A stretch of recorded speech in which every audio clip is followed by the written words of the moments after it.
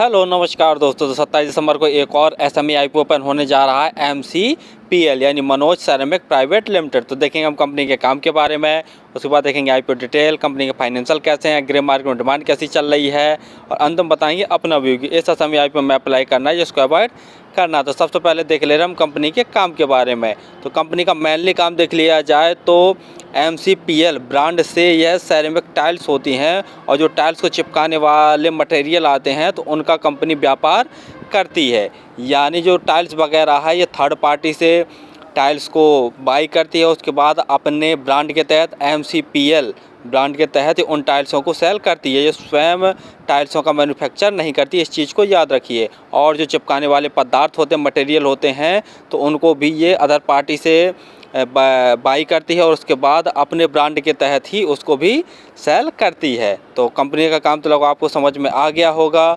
Company के पास महाराष्ट्र, गोवा, तमिलनाडु, कर्नाटक में डीलरों का एक नेटवर्क है और कंपनी के पास मुंबई में एक रिटेल शोरूम है तथा बेंगलुरु में भी एक रिटेल शोरूम है। तो काम तो लगभग आपको समझ में आ गया होगा। चलिए अब देख ले रहे हम आईपीओ की डिटेल के बारे में। आईपीओ 27 दिसंबर को ओपन होने जा रहा है और 29 दिसंबर तक यह ओपन रहेगा। प्राइस बैंड देख ले रहे तो 62 रुपये पर शेयर का प्राइस बैंड रखा गया। लॉट साइज देखते हैं तो 2000 शेयरों का एक लॉट है। टोटल यूज साइज 14.47 करोड़ का रखा गया है, जिसके तहत फ्रेश इशू अर्थात नए शेयर्स जारी कर रही है। लिस्टिंग देख ले रहे तो बीएसई एसएमई पर होगी। अलॉटमेंट 1 जनवरी को इसको पता चल जाएगा और यदि आपको अलाउट नहीं होता है ये आईपीओ तो 2 जनवरी तक आपके पैसे रिफंड आपके अकाउंट में वापस आ जाएंगे। लिस्टिंग डेट 3 जनवरी रखी गई है। और रिजर्वेशन में देख ले रहे हैं तो रिटेल भाइयों के लिए 50% का रिजर्वेशन है और अदर्स में जैसा हम बता ही चुके हैं कि इसमें एचएनआई कैटेगरी के लोग भी आ जाते हैं, इनके लिए 50% का रिजर्वेशन रखा गया है। और रिटेल कैटेगरी में यदि आप एक लॉट अप्लाई करते हैं तो आपको 1,24,000 रुपये खर्च करने पड़ेंगे। रिटेल कैटेगरी में मैक्सिमम आप एक ही लॉट अप्लाई कर सकते हैं और यदि एचएनआई कैटेगरी में अप्लाई करना चाहते हैं तो कम से कम आपको 2 लॉट अप्लाई करने पड़ेंगे। उसके लिए आपको 2,48,000 रुपये खर्च करने पड़ेंगे।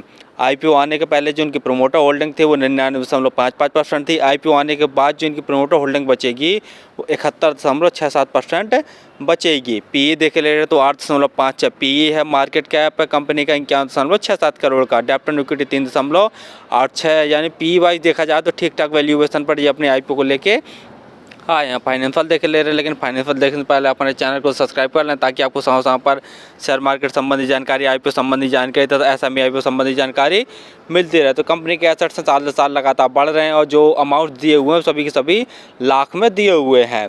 मार्च 2021 में कंपनी का रेवेन्यू देखते हैं तो 3,730 लाख का था। मार्च 2022 में बढ़कर 4,499 लाख का हो गया। मार्च 2023 में बम्पर ग्रोथ देखने को मिला, 7,493 लाख का टोटल रेवेन्यू। और सितंबर 2023 यानी मार्च से अप्रैल, मई, जून, जुलाई, अगस्त, सितंबर 6 महीने के अंदर ही कंपनी ने 4,374 लाख का नेट रेवेन्यू जनरेट कर लिया। प्रॉफिट आफ्टर टैक्स देखते हैं तो मार्च 2021 में कंपनी ने 8 लाख का नेट प्रॉफिट जनरेट किया था। मार्च 2022 में बढ़कर 94 लाख का नेट प्रॉफिट।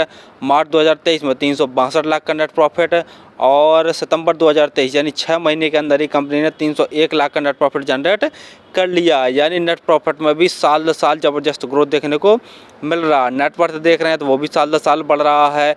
रिजर्व कंपनी का देखते हैं तो मार्च 2021 में 453 लाख का कंपनी के पास रिजर्व था और अभी सितंबर 2023 में देखते हैं तो 760 लाख का कंपनी के पास रिजर्व है। टोटल बोरिंग देखते हैं मार्च 2021 में कंपनी के ऊपर बोरिंग 3,926 लाख की थी और सितंबर 2023 में देखते हैं तो 5,862 लाख की टोटल बोरिंग है। यानी कंपनी के ऊपर बोरिंग देखा जाए तो बहुत ज़्यादा है, जो कि कहीं ना कहीं बहुत ज़्यादा नेगेटिव पॉइंट वाली बात है। जीएमपी ग्रे मार्केट प्रीमियम देखे ले रहे हैं तो अभी तक ग्रे मार्केट में कोई भी डिमांड निकल के नहीं आई है। फाइनली हमने देखा कि जो कंपनी है सेरेमिक टाइल्स और टाइल्स को चिपकाने वाले जो मटेरियल्स होते हैं उनका बिजनेस करती है। यानी थर्ड पार्टी से ये टाइल्सों को बाई करती है तथा अपने ब्रांड के तहत एमसीपीएल ब्रांड के नाम से उन टाइल्सों को सेल करती है। कंपनी के पास देख लिया जाए तो एक बहुत बड़ा डीलरों का नेटवर्क है। गोवा, महाराष्ट्र, तमिलनाडु तथा कर्नाटक में काफ़ी बड़े इसके पास डीलरों का एक नेटवर्क है। और रिटेल शोरूम बता दिया, एक मुंबई में दूसरा बेंगलुरु में है।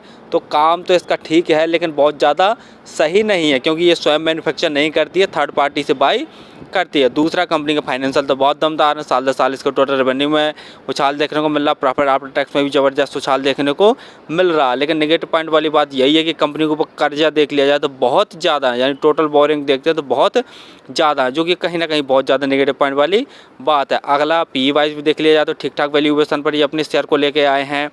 और जीएमपी देख ले तो जीएमपी में जैसा बता ही दिया है कि अभी तक कोई भी डिमांड निकल के नहीं आ रही है। तो फिलहाल तो मेरे हिसाब से इस एसएमई आईपीओ को अवॉइड ही करना चाहिए। अगर हाँ जीएमपी में अगर इसकी डिमांड लगभग 40% से ज़्यादा निकल के आ रही है तभी इस एसएमई आईपीओ में अप्लाई करें, अन्यथा मेरे हिसाब से अवॉइड ही करें। और फिर भी किसी आईपीओ एसएमई आईपीओ में अप्लाई किया करें तो स्वयं का एनालिसिस करके और अपने रिस्क पर ही किया करें। धन्यवाद।